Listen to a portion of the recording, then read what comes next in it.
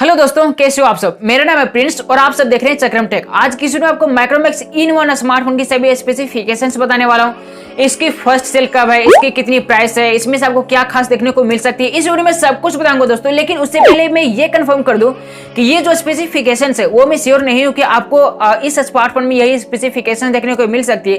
लेकिन 50% चांस यही है कि आपको यही से भी स्पेसिफिकेशन इस स्मार्टफोन में दी जा सकती है। इस वीडियो में सब कुछ बताऊंगा दोस्तों। उससे पहले अगर आप सब हमारे चैनल पर पहली बार आए हो तो चैनल को सब्सक्राइब कीजिए, साथ ही बेल आइकन दबाइए ऑल कीजिए ताकि हमारे सभी वीडियो की नोटिफिकेशन आपको मिल सके जैसे ही हम एक नई वीडियो को अपलोड करते हैं।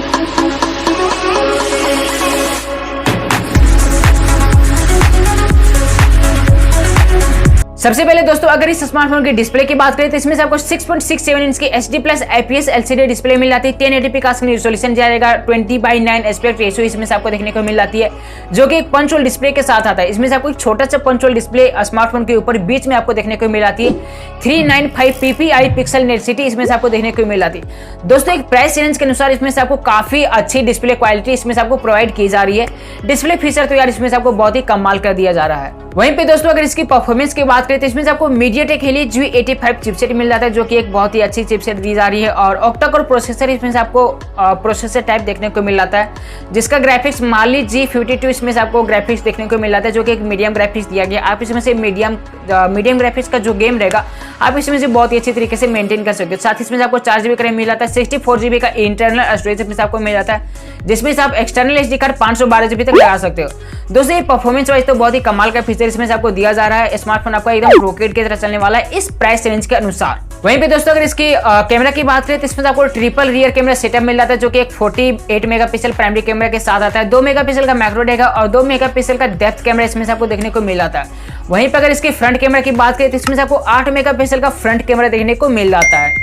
कैमरा क्वालिटी भी बहुत अच्छी दी गई है, ज्यादा कोई खराब भी नहीं दिया गया है। आप इसमें से कोई भी फोटो आराम से क्लिक कर सकते हो, जो कि आपका HD में फोटो इसमें से आपको देखने को मिल जाता है। बात करें दोस्तों अगर इसकी बैटरी कैपेसिटी के बारे में तो 5000 mAh की बैटरी कैपेसिटी दी जा रही है और आपका 18 वोल्ट की फास्ट चार्जिंग सपोर्टेबल के साथ आएगा। USB Type-C सपोर्टेड इसमें से आपको देखने को मिल जाता है। 3.5 mm का ऑडियो जैक दिया जाएगा।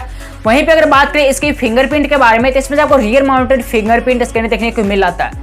अगर बात करें इसकी लॉन्च डेट को लेकर तो 19 मार्च को ये स्मार्टफोन को फ्लिपकार्ट के ऊपर लॉन्च किया जा रहा है और इसकी प्राइस दोस्तों 15,000 रुपये के आसपास है। वहीं पर अगर बात करें इस स्मार्टफोन की सबसे बड़ी खासियत के बारे में तो मैं श्योर नहीं हूँ कि इसका जो प्राइस 15,000 रुपये वो 15,000 रुपये होने वाला ही है। हो सकता है इसका प्राइस 10,000 रुपये के अंदर भी इसमें से आपको देखने को मिल सकता है।